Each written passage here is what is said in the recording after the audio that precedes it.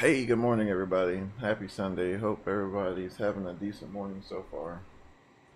I've had to shoo the kids away with a broom. No, I was kidding. Alright, so yeah, we're gonna do a little short flight this morning. Nothing too crazy. And the old A319. And also with all the warm weather, I don't know, depending on where some of you guys are from, with all the warm weather, kind of figured we'll have a little chat about hot weather operations and what I've found so far regarding the Airbus, which is actually kind of interesting. So,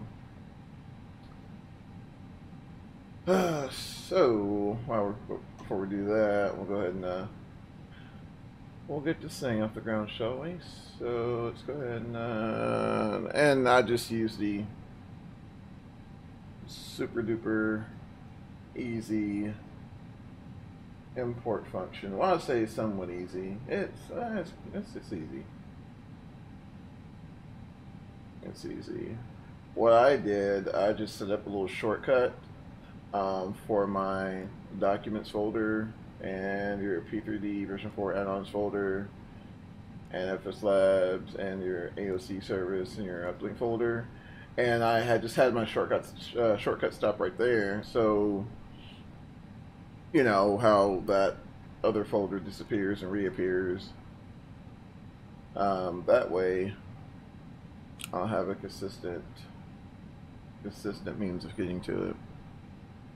No, we'll bump this up to, that should be alright. We'll change this to 280 though. Let's see.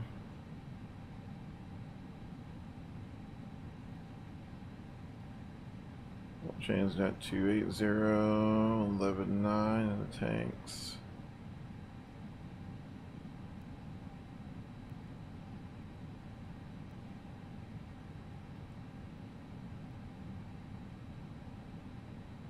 Alright, so got that done, and we'll go ahead and start the boarding process. Alright, cool. I also figured I'd try my hand at the flying from the right seat. So we'll see how that goes. I don't know.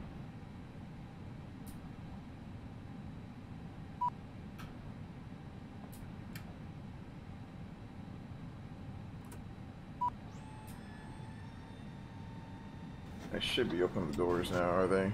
Yeah. Let's fire up the APU. Good morning. Thank you.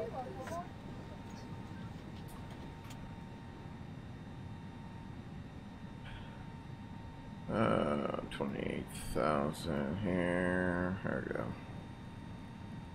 And we're at a small regional airport, which I was actually quite surprised because I was going through FlightAware, kind of looking through some of the routes for the A319 when I downloaded it. And for those of you who are not familiar, Bentonville, Arkansas isn't exactly the smallest town.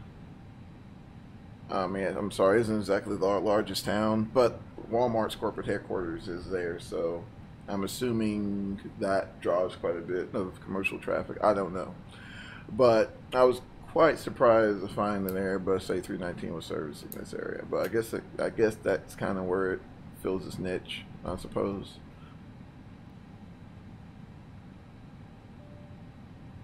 So I figured that was cool. It's like, alright, we'll go ahead and run it and see what happens. Alright, I just heard the click from the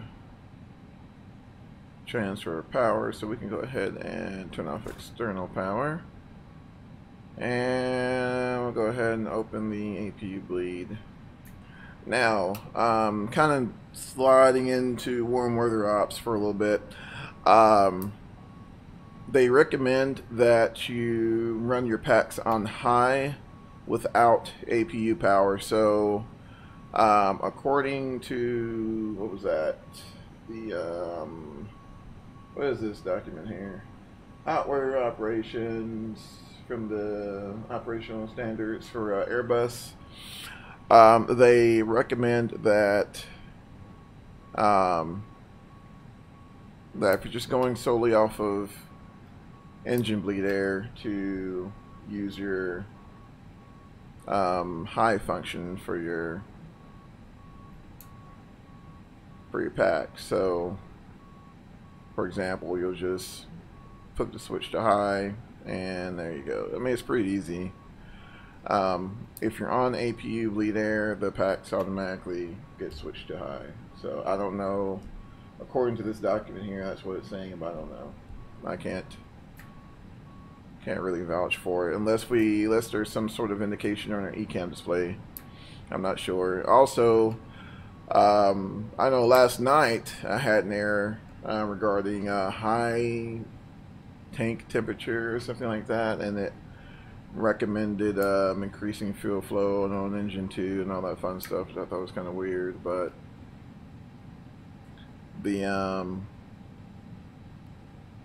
it is definitely implemented in this airplane, that's for sure, because it got me as soon as I landed last night and got the little error message or whatever. So okay, so it's like we're all boarded up. Go ahead and remove all that. Don't need it. Let's see here. Now, if you're using GXX, you'll get the live loading or whatnot. So just want to make sure that's done. Looks like they're shutting the doors there.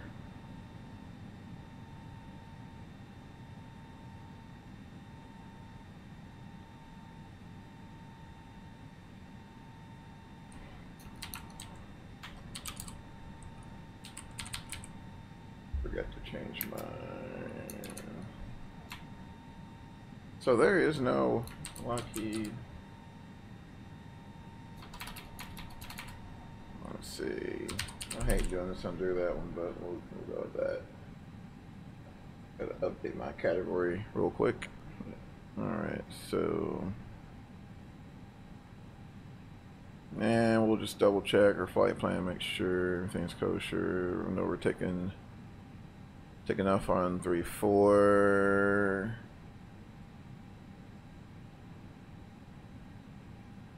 I don't think I remember seeing the SID.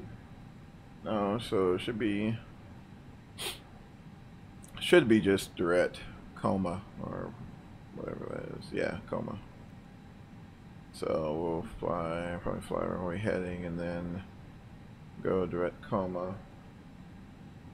And do 17 right.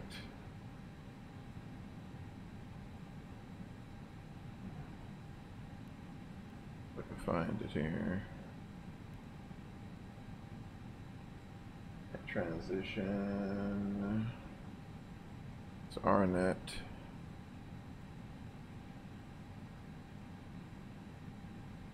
Okay, performance page.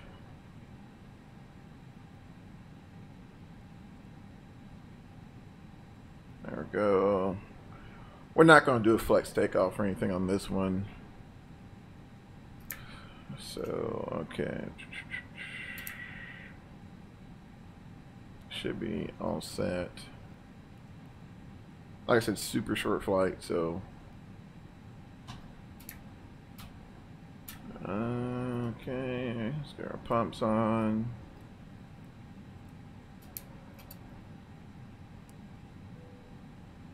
Beacon light on. It's a little weird because I'm doing all this from the right seat, but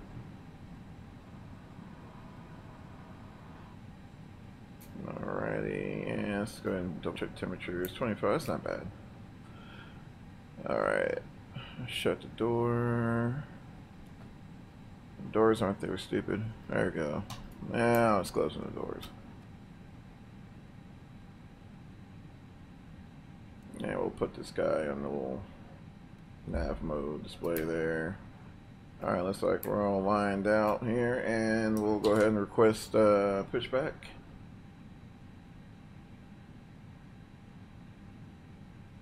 And we'll probably do See, I don't know how this is gonna treat us since look outside. We don't have much room back behind us, so we'll see if we can just do straight pushback. No.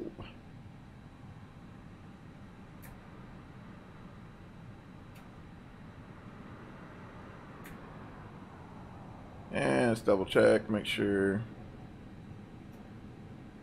our autopilot's configured, nothing crazy on the ECAM display. APU's nice and happy. Alright, should be good to go. Let's try to get out of here, hopefully. We'll probably just fire up number 2, and once we get further down the taxiway, we'll kick off number 1.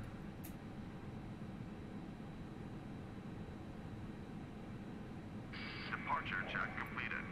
Live element inserted. Release parking brakes. Commencing push. All engines clear. Start that wheel. Alright, let's make sure we got good bleed pressure. Okay, double check, make sure we're clear on the right, and fire up number 2.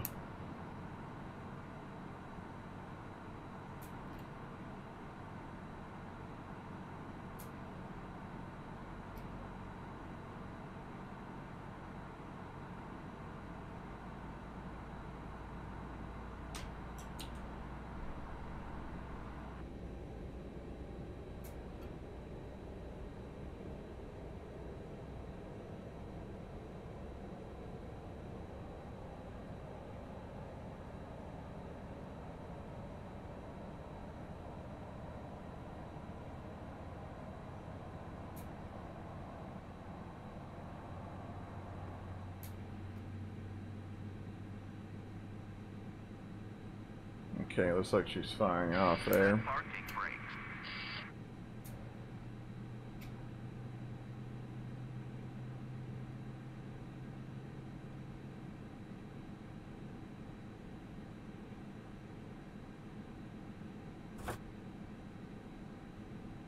Alright, so I got number 2 available there, so I'm going to go ahead and flip this guy back to normal. And leave the APU bleed on for right now. Go ahead and get ourselves Tow truck disconnected. configured for takeoff.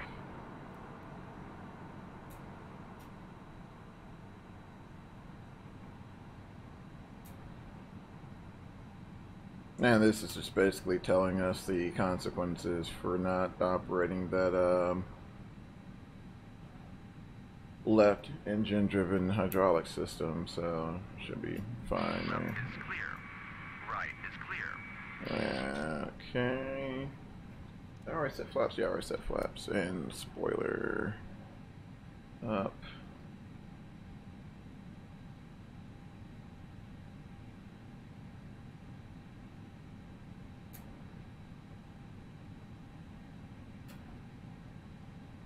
Alright, so we'll go ahead. Taxi line, we're pretty light, so we should start creeping a little bit.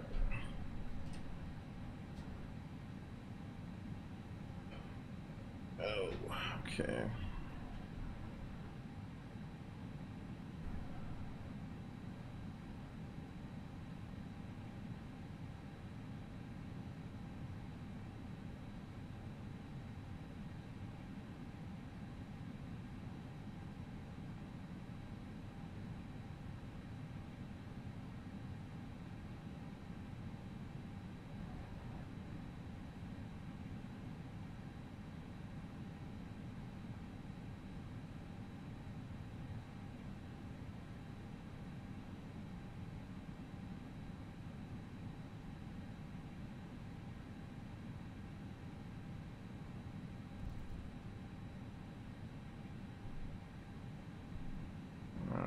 let's try to make our way out of here.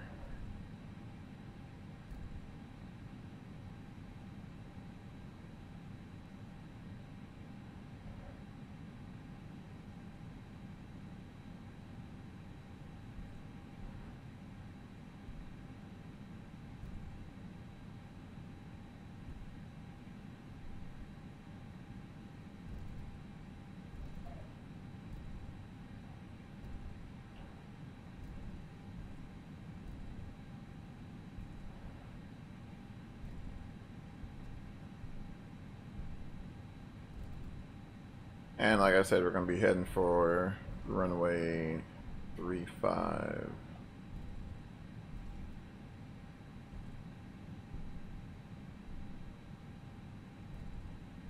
This is super awkward, by the way. It's trying to trying to run this thing from the right seat. I mean, it takes some getting used to, but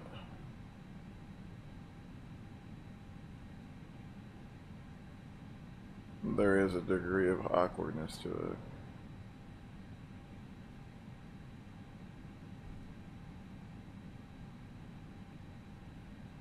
Alright, let's try to make this turn here.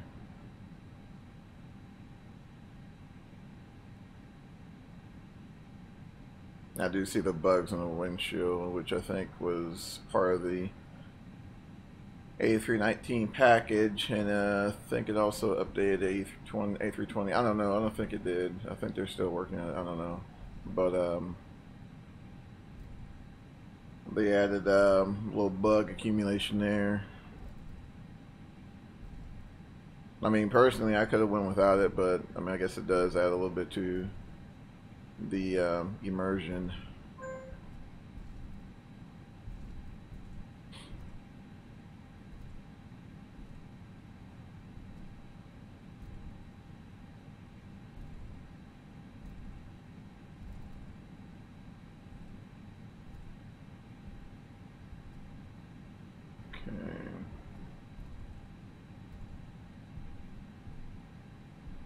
Short run, it's not bad.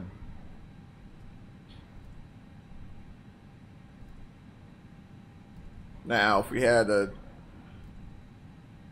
PNF to help us out, we could just have him handle the, he or she handle the start, but since we don't, what we'll do here, we'll go ahead and once we get to the full short line, we'll stop and get one fired up.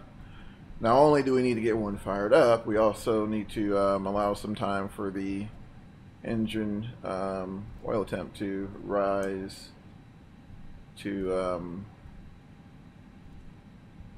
the appropriate parameters for our takeoff config to give us the green light. Then we can go. So tell you what we'll do, we'll go ahead and stop right here since we don't have any traffic. Well, and stop right there. And first thing we'll do, we'll go ahead and open up our bleeds, and we'll set our start mode switch to ignition and start, and fire up number 1.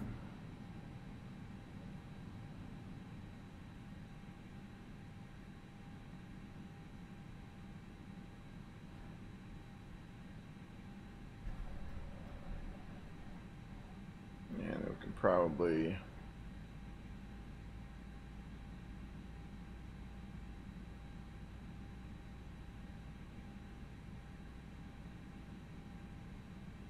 I know on the 7.3 you can cross bleed just using 2 and just bump up the power a little bit to facilitate. I mean, you can probably do one on the Airbus, just seems to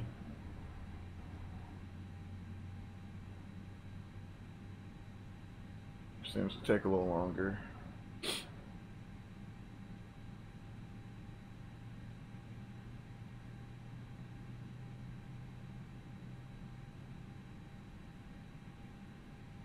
Well, looks like she's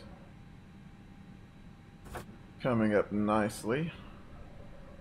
Alright, cool. So we'll put this guy back to auto.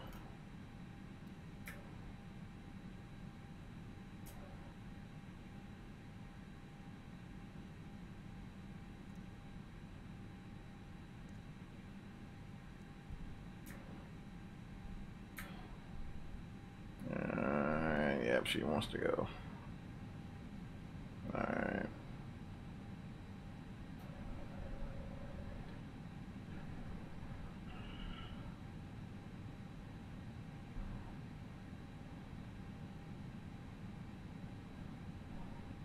Okay.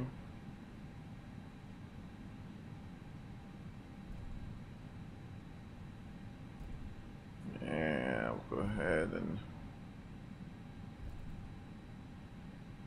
do a nice stop.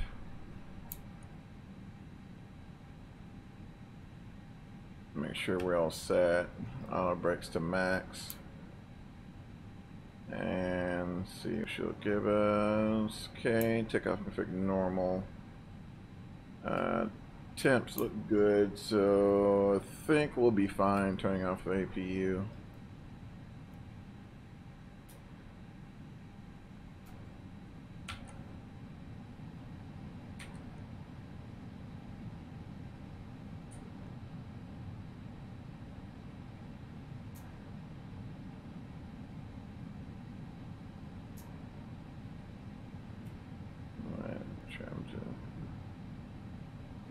Trim. Cool. Alright, so we'll go ahead and take the active.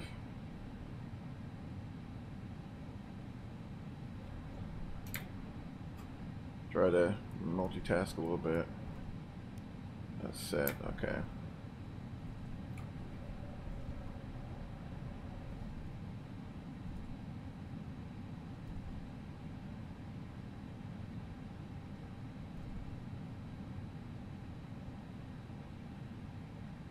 Okay. Man, this is awkward. Alright, there we go. Nice and straight-ish.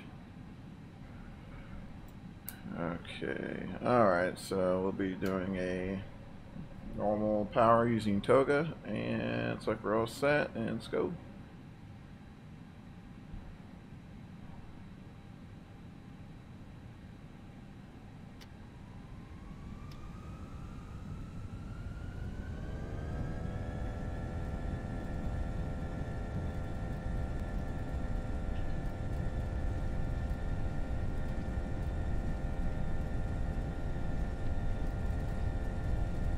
V1.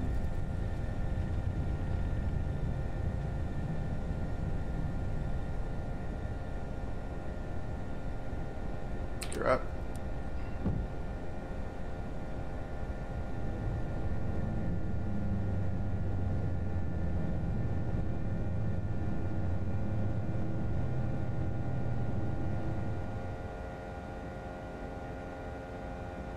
Alright, so bring these guys back to climb real quick. And we're going to be shooting for an immediate turn, so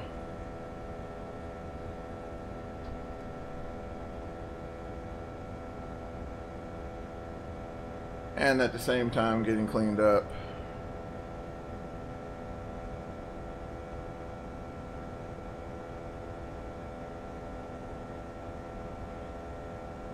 Alright, spoilers disarmed.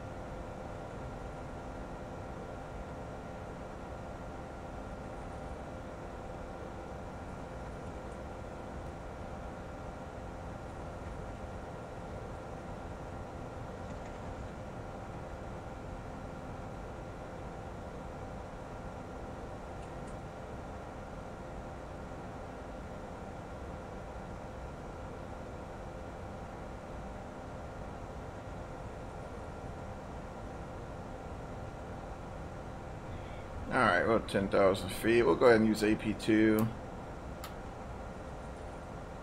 Retract the landing lights.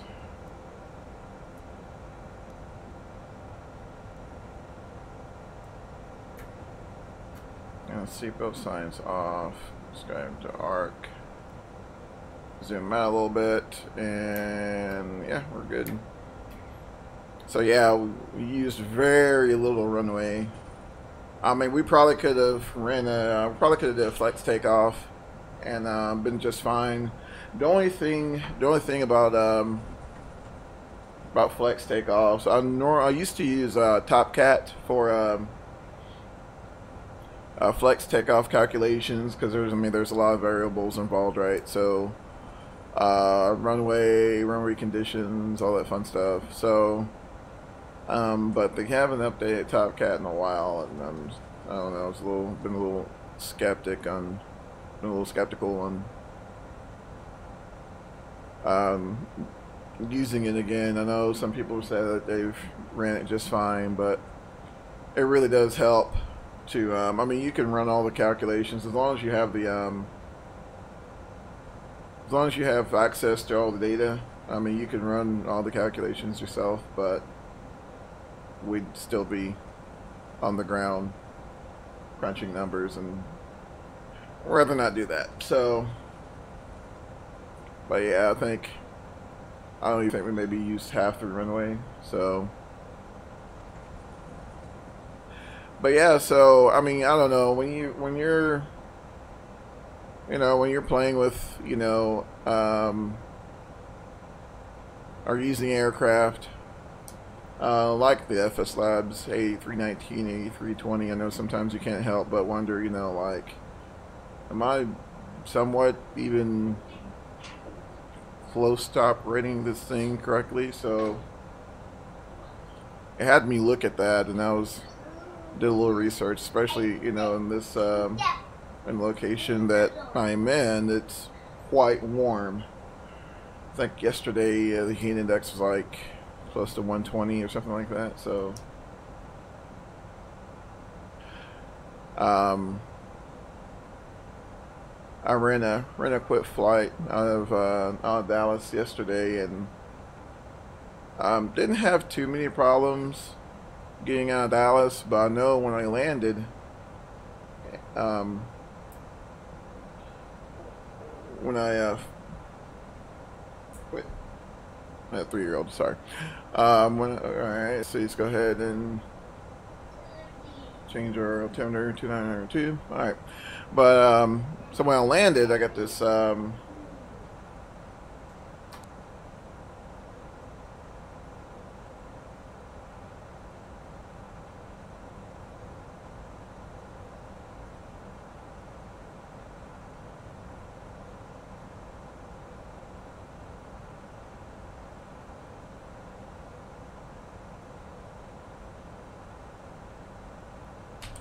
alright, cool. But yeah, when I landed, I got this like weird error, and or not so much of an error as like a notification. Let's see if I can put it up here.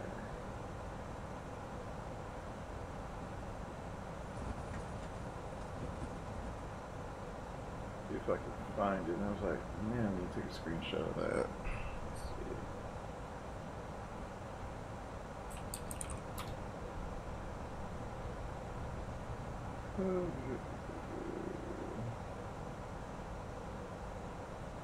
But basically, it was just a notification saying that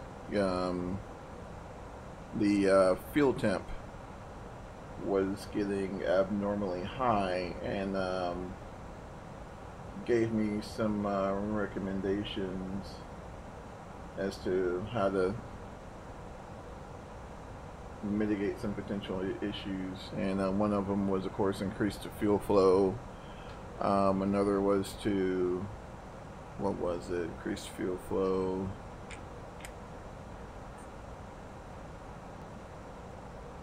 Let's see. Man, I can't remember that one. I'm looking at.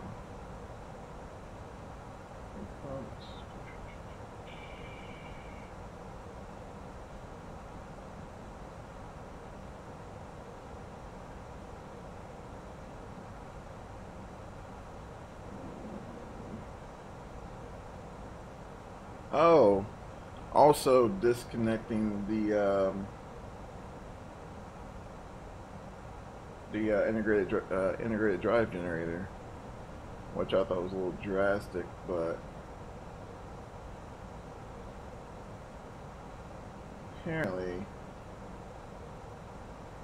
some of the fuel supplied to each engine goes from the high pressure fuel line through the integrated drive generator heat exchanger, where it absorbs heat to the fuel return valve and then to the outer fuel tank, which I'm assuming, you know, helps cool the IDG and all that fun stuff, which is probably why it recommended that we turn that off. But I was wondering, you know, like, and then also said delay takeoff, which I was wondering, you know, how do you mitigate that if you're, or how do you try to, I guess, be proactive and try to remedy the situation prior to takeoff? And I've been seeing a lot regarding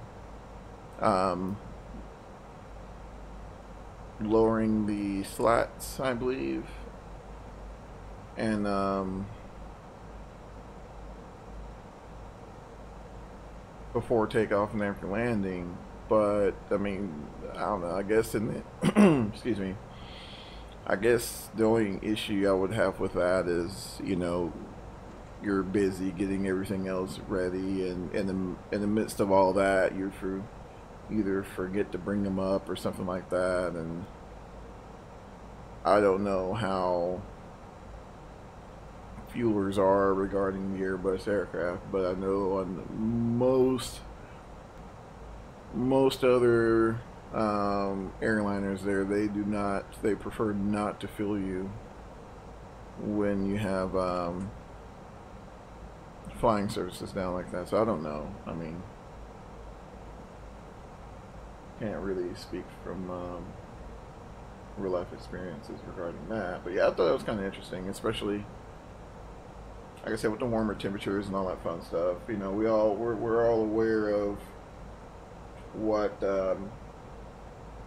happens to our engine performance in the warm temperatures, but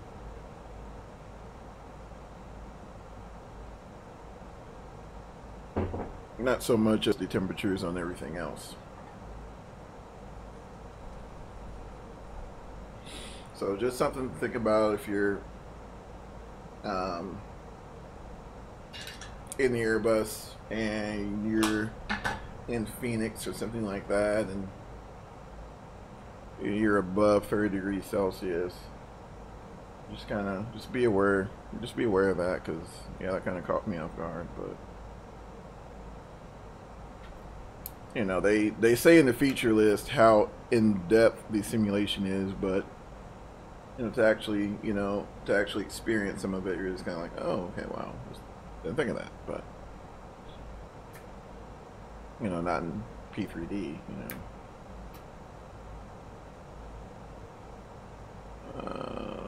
Cruise, okay. So yeah, we're actually fairly light today, so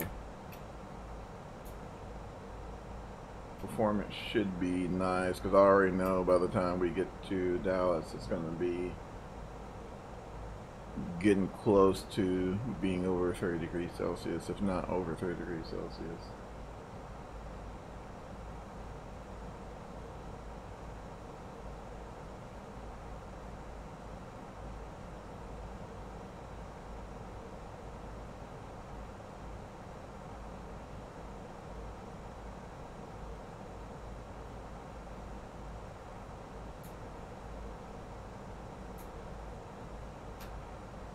Alright, cool.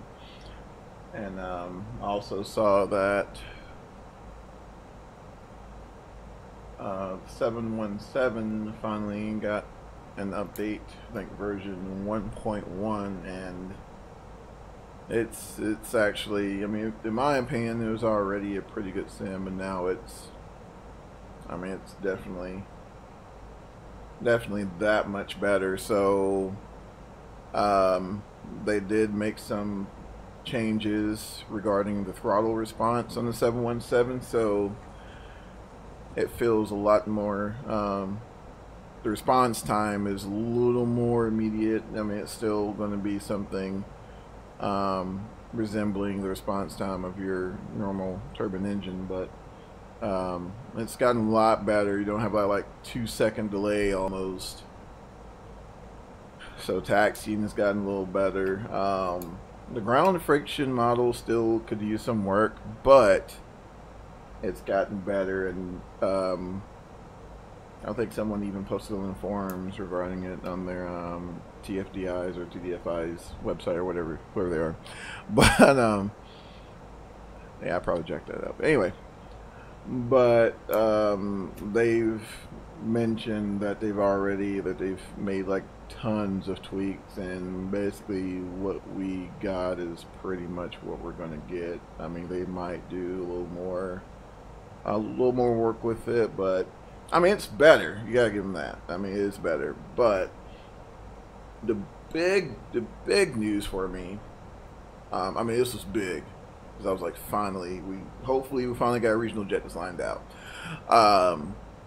The Aerosoft released another patch for their CRJ 700 900 series, and I am here to tell you folks that it has gotten much better. Much better. I'm not going to tell you that it's totally study level, but you don't have some of the blatant issues that you had in the past, like for example the bloody thing not tracking a flight plan to save its life, like at all. So that being said, hats off to Aerosoft for keeping the dream alive for us regional junkies, and pushing out that update.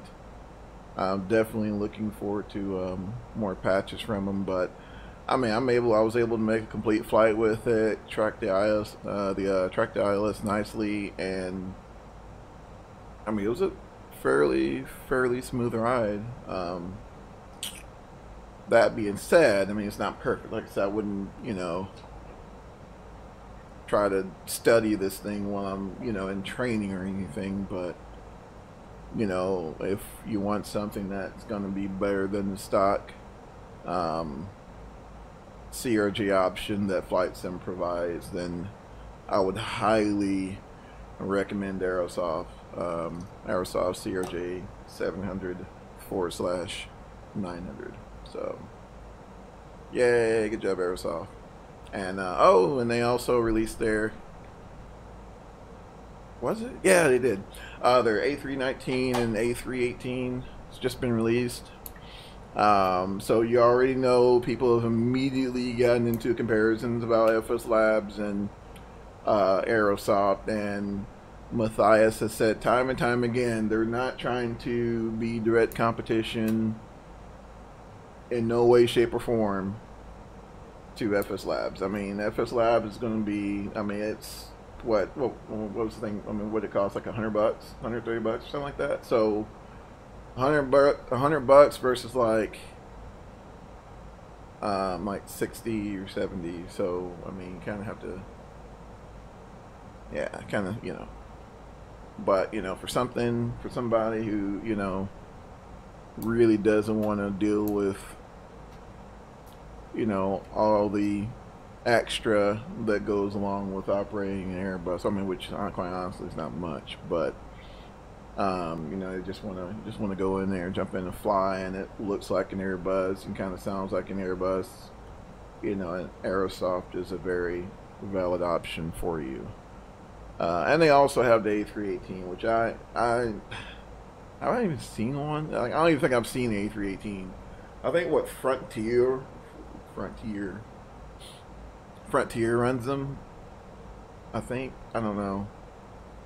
I believe they do. I mean, they run a butt ton of Airbuses, so I don't see why the the A318 to be any different, but I don't know. I mean, there are a few operators out there that runs them.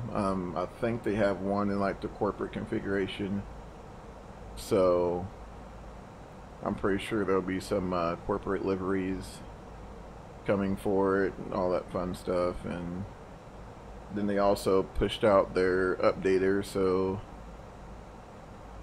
you don't have to uninstall and reinstall like you used to back in the days of, yeah, pretty much everything. Everybody else did it, so it's whatever. I think P3D was the only one that actually had the little updater program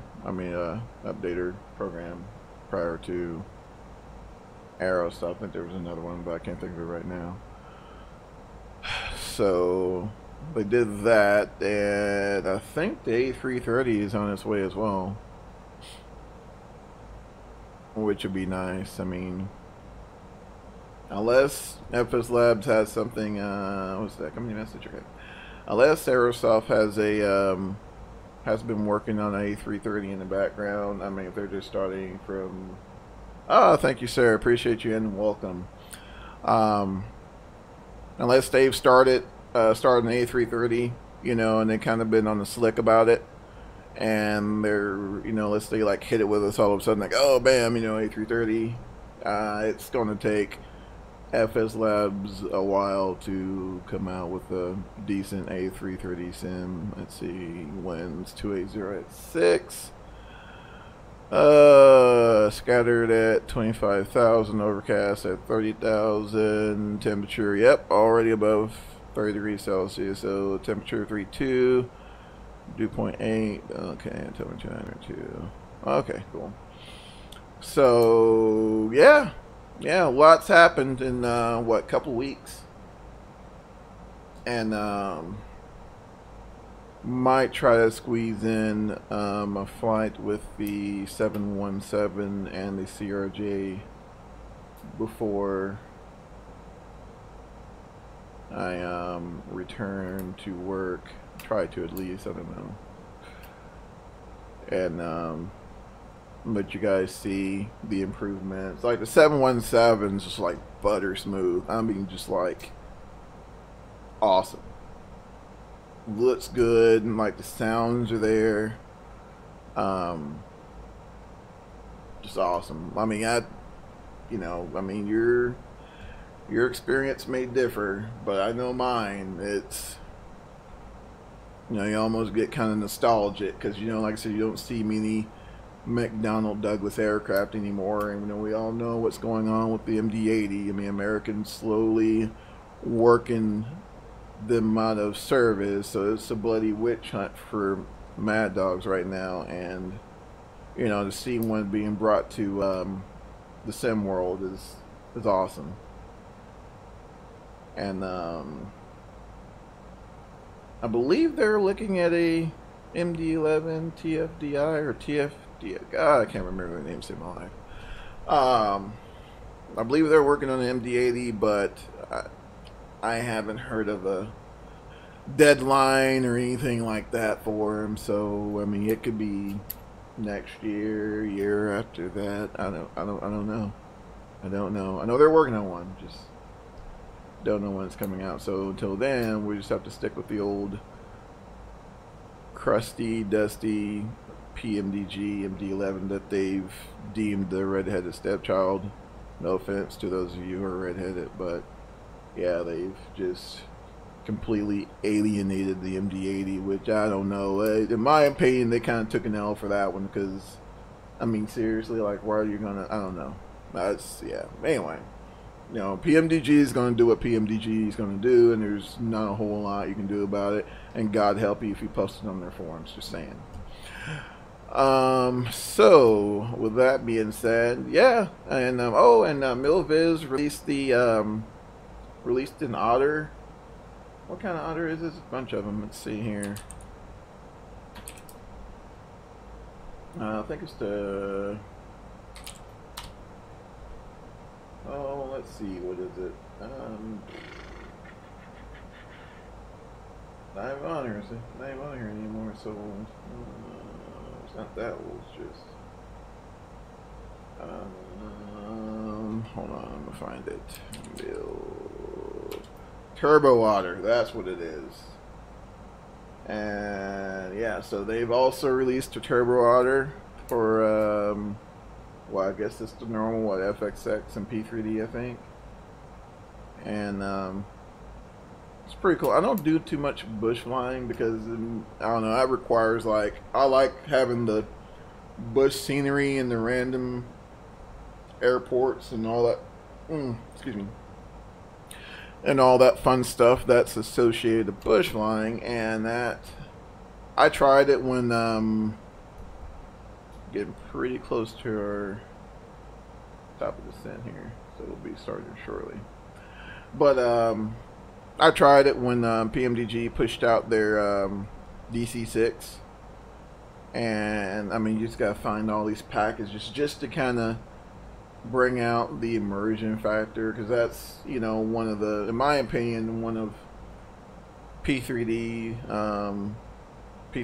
and it's always been FXX's weak points, is the implementation of scenery. So, you know, all the good scenery, you're going to either get charged for it or something like that. I mean, not saying that, you know, one doesn't deserve to get paid for especially that kind of work, but, you know, I guess the third-party scenery, in my opinion, isn't as plentiful as what you would see is something like in, you know, like X-Plane, you know, where you have WED, and it's just super duper easy to come up with scenery for X-Plane. I mean, heck, I think I added like a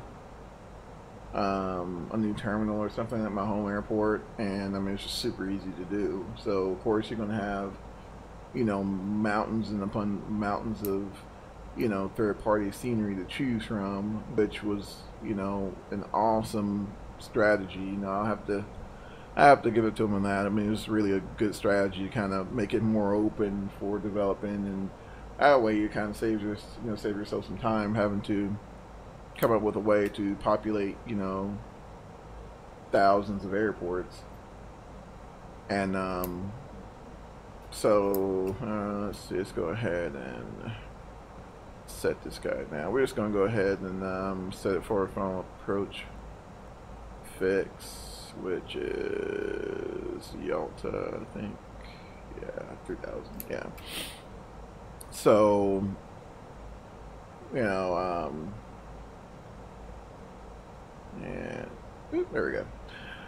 So yeah, so I mean, it's just, in my opinion, it's a little easier to bush fly in X-Plane than it is FXX, and then I mean, of course, you can do your mesh scenery and all that fun stuff. But I mean, island hopping would probably be pretty cool, P3D. But I don't know about everything else. So yeah, I mean, those really have been, I mean, there's been some other things going on, but I mean, I think we were all waiting for a decent, halfway decent regional jet, and I think we finally got it. Teach me ILS landing without doing it. Let's see. Can you teach me ILS? Okay. ILS landing. So, I'm sure you're familiar with what an ILS actually is. So, you know, we're referring to the instrument landing system, which, you know, is a form of a precision approach, right? So, as far as navigating an ILS, the short and nasty of it is basically you try to set yourself up for 45-degree intercept. Set your nav 1 radio. If you're going to have an auto landing, most airliners require both your nav 1 and nav 2 be oh, gotcha. Yeah, it's pretty aggravating, I'm not gonna lie. Most airliners, if you're going to do an auto land, which is kind of a whole another subject, they recommend that your nav1 and nav2 be set for the ILS frequency, and then of course you'll have your missed approach frequency set up on standby, right? So just normal flying in ILS, you're going to shoot for about a 3-degree glide path, which plus or minus is around 500 foot per minute. You know, you might get a little variation depending on conditions, but you know, roughly around about 500 foot per minute.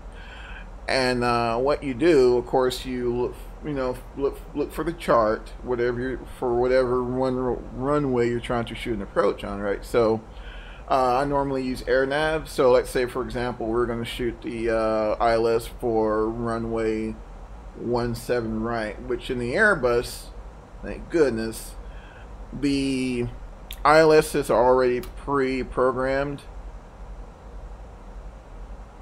Is there contact information like social I can connect with you? Let's see here. I am on Twitter, so you can follow me on Twitter. I don't, I'll use it if I gotta put out information. I don't typically, I haven't really done anything with Facebook, because yeah, but you can follow me on Twitter if you have a Twitter account, and I'll post a little randomness or whatever, because I normally stream about every 2 weeks. I'll set up a consistent, you know, a decent number of streams, and then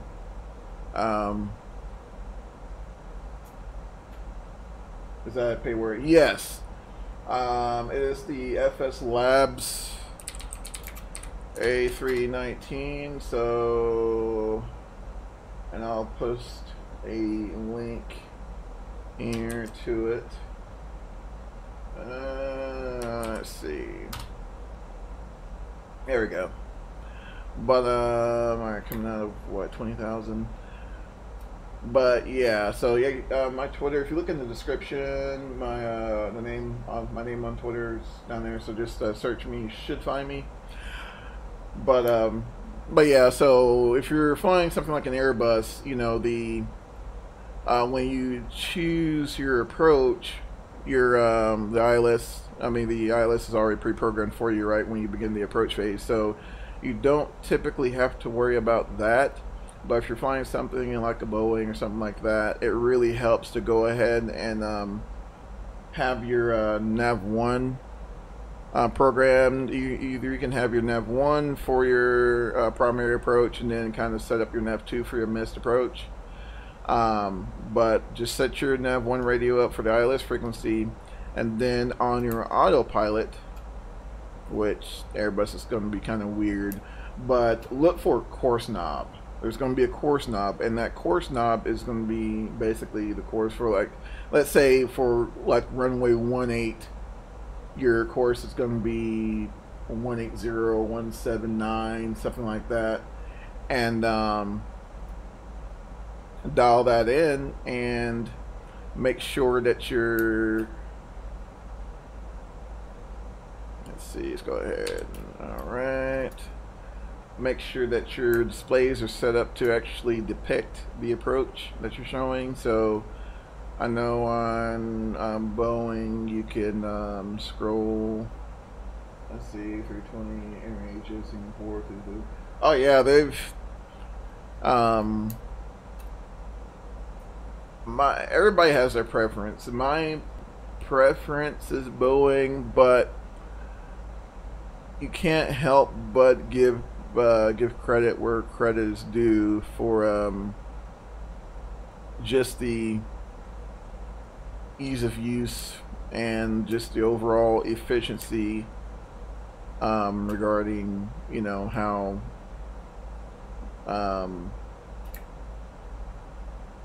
Airbus, their I guess how their flow is set up. You know, pretty much you want everything dark on the panel, so it's not like Boeing where, you know, you might have an off indication and it's highlighted as off, you know, everything's dark. and I'm just super efficient. I mean, as far as flying, like, honestly, streams for me,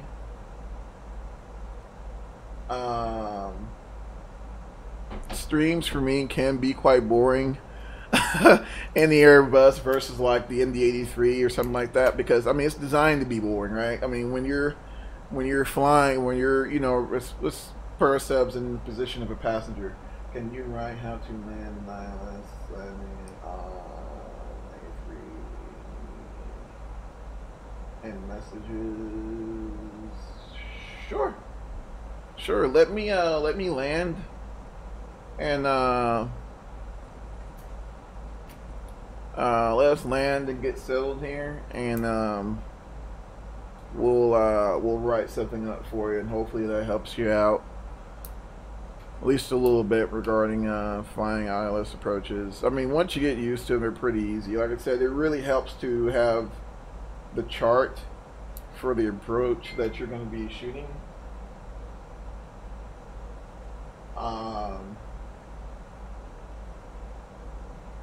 That way you'll have some sort of graphical representation. And let's go ahead and throw in just a wee.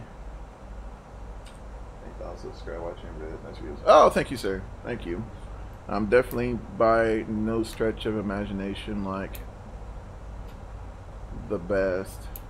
I try to at least get something up every so often, but those of you who have children and all that fun stuff, you know, sometimes it can be difficult, especially during the summer. So but yeah, it's like I said, if you have the airnav.com, highly recommend it for even if you're training or something like that. They'll have like a lot of your oh, thank you, sir. They'll have a lot of your like a lot of documentation. I think they have like a digital copy of an AFD on there. I'm not sure. I know all the approaches they have in like PDF format. And you can download those and actually see what's going on with your approach. Oh, thank you, sir. Appreciate it. But we'll shoot an approach here as well. That way you can see it. Now, the only thing we'll skip in the process is the fact, like I said, that Airbus kind of programs everything for us, so we really don't have to deal with.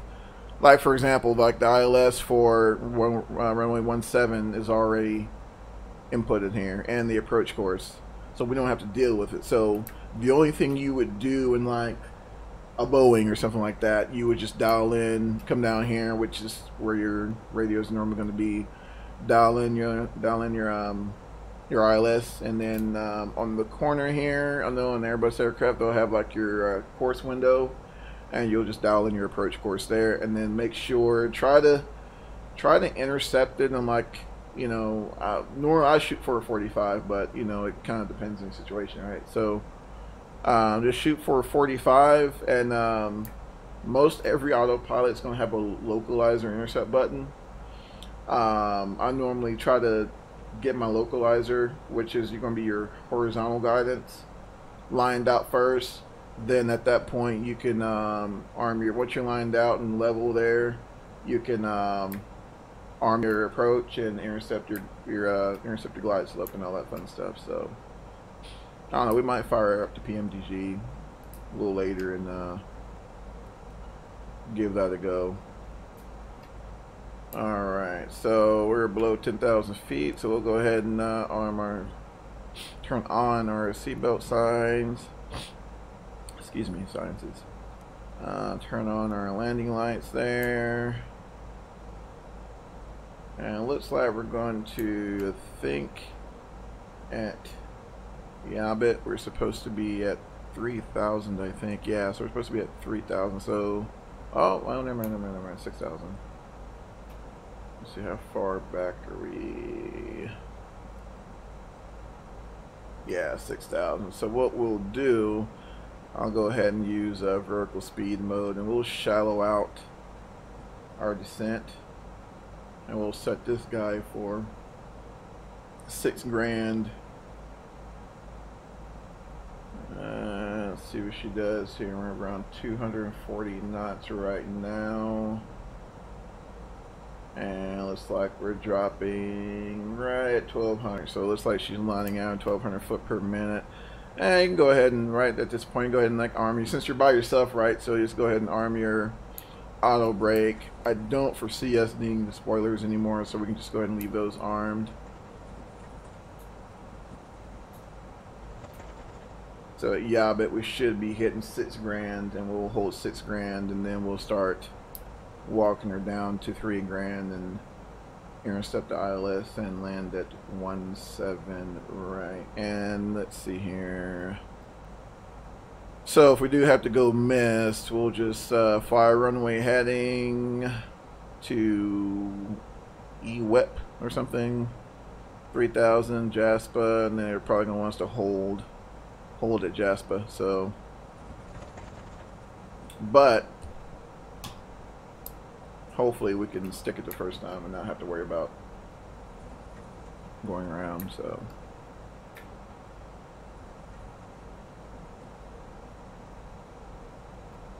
alright, so we're getting pretty close to Yabit.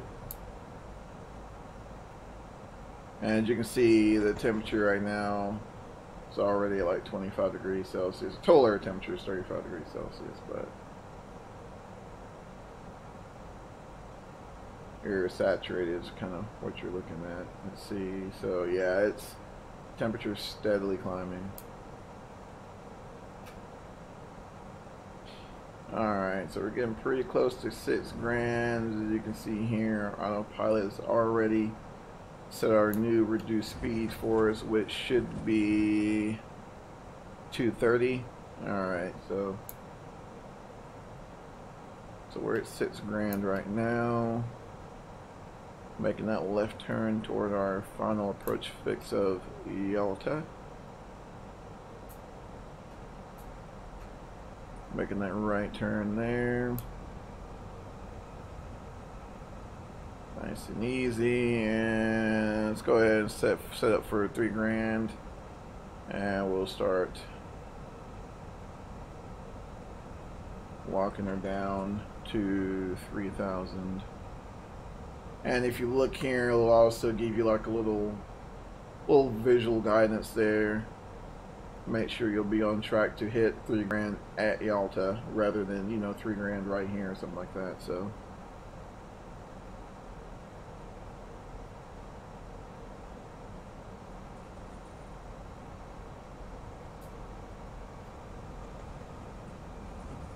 yeah, I think we're passing, I think this is Lake Louisville. Oh no, it could be I think Lake Lavon or one of them, one of those lakes there. I think Louisville is like further over. I think Louisville's like that one. I don't know. All right, so yeah, it looks like we should hit Yalta right. I mean, hit 3 grand right around there. So that's perfect. 230 knots. So definitely don't want to drag in, especially it's like 11 o'clock now, so it's air traffic starting to pick up, so they're going to want you to hurry up and kind of get in there and slow down quick and get and land and get out of the way. So we'll try to hold 230 for as long as we can, but preferably I kind of like to intercept around like $1.80, $1.90.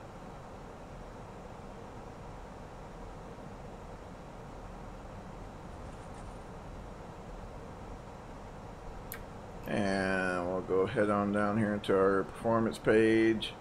We'll go ahead and activate this approach here.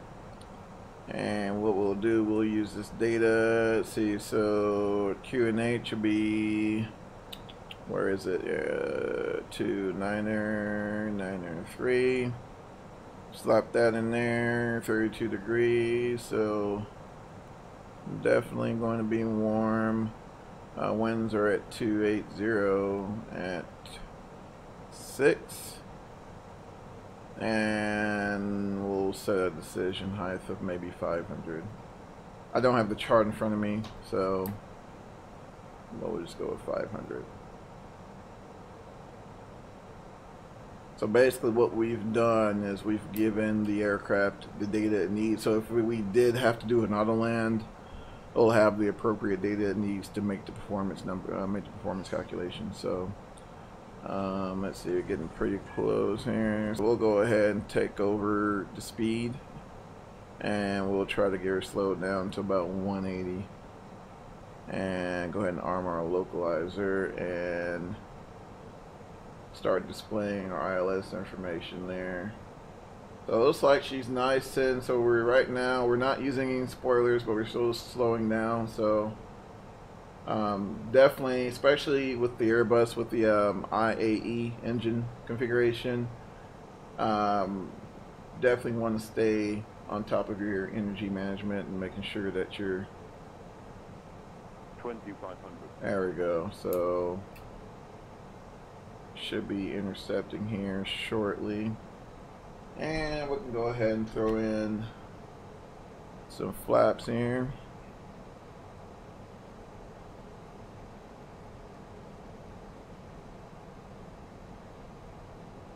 Okay, and as we intercept, we'll go ahead and drop gear. Whoop. Whoop, nope, didn't want that. Let's see. Alright. Like I said, it really does help. It would be awesome if we had like 2 people here, but yeah, gonna have to make do. Oh my gosh, stop doing that. Alright, so try to get him down to like 119. We'll do like 2000. we'll do like +5. Alright, so start walking those flaps in there. Setting at flaps 2. Go ahead and drop flaps 3. And got a little bit of nose down. That's fine. We'll let her line out a little bit.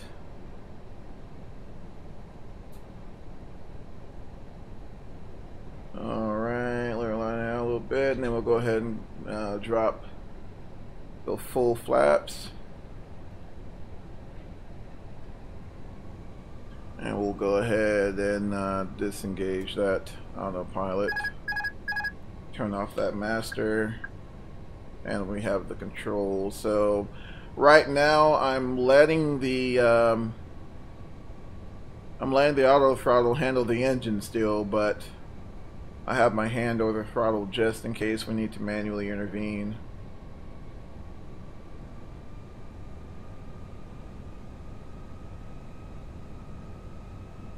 So try to keep it around 500 foot per minute. When you're in visual conditions, it's not as critical, 1,000. but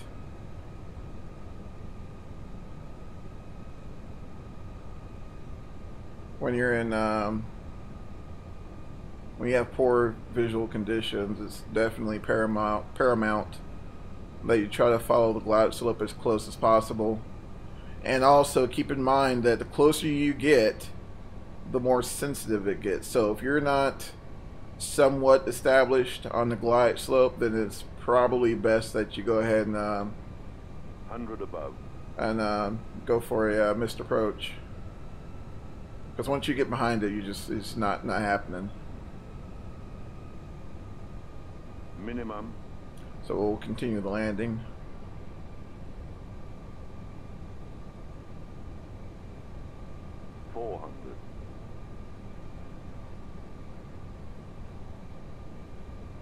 $300. 200. Get under it a little bit.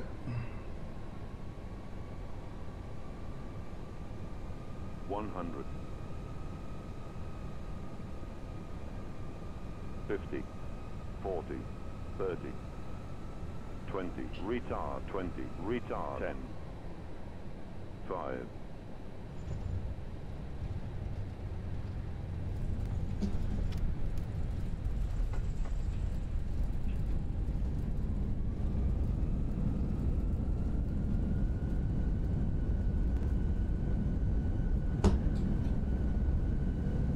Okay, disengage the auto brakes, come out of reverse.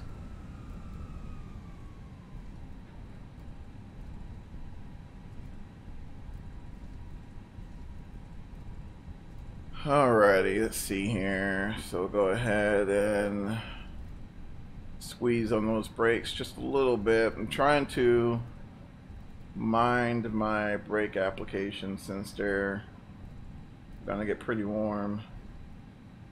Alright, so we'll go ahead and exit the active here. Oh no, it was not that. Like I said, it's super awkward to. This is like my second time flying from the right seat on this aircraft, so getting the spatial orientation is still taking some time, but I guess at some point I'll get used to it. So I'm gonna go ahead and stop and get this airplane cleaned up. And in fact, we'll probably go ahead and shut down one.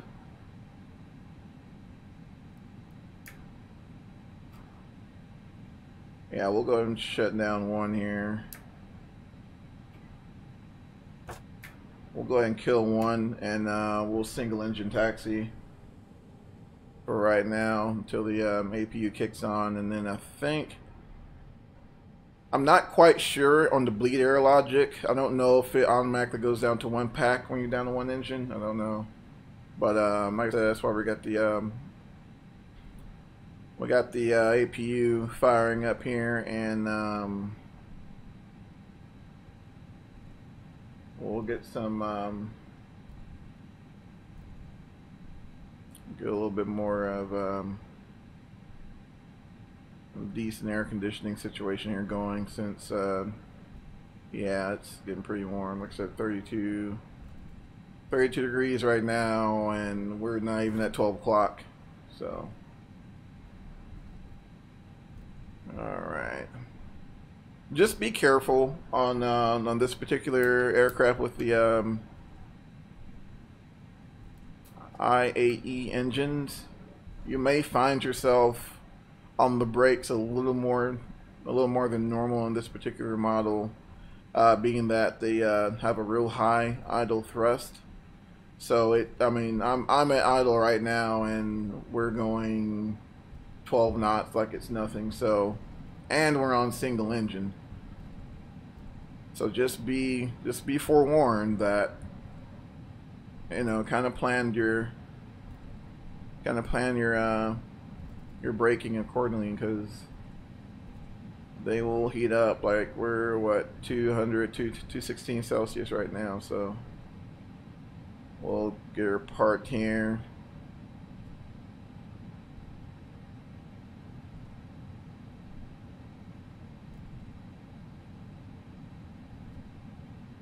This is where, like, having track IR or a VR headset would be just awesome.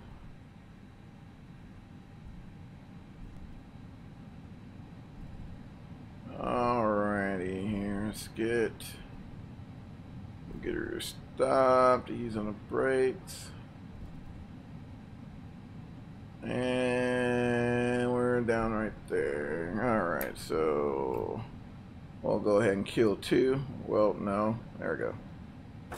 We'll go ahead and kill number two. Our bleed air going there. Alright, beacon light off, seatbelt signs off. Our pumps off there. And let's see, we'll go ahead and use our wheel chocks. Go and connect there, GPU there, AC there. Alright, request deboarding.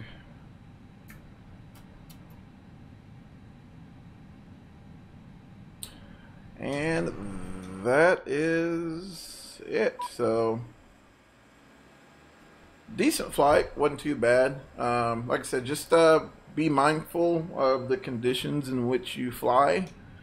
That especially if you're using aircraft that's as extensive as this, you know, make sure you be mindful of like your performance and everything, especially when you're dealing with hot operations, and when you're dealing with hot and high operations, it's that much more paramount that you make sure you do your performance calculations as need be. So other than that, guys, that's pretty much it. And thanks for swinging by and watching. Like I said, I'm trying to get as much content out as I possibly can before I head back to work. So just stay tuned and follow the channel if you like, subscribe. If not, feel free to leave me a comment. Let me know what I can improve on, other than like not sucking or something like that. I know I suck. But anyway, but yeah, you guys have an awesome rest of your Sunday, and I'll post that information up on Twitter, and hope that helps. And we'll see you guys next time.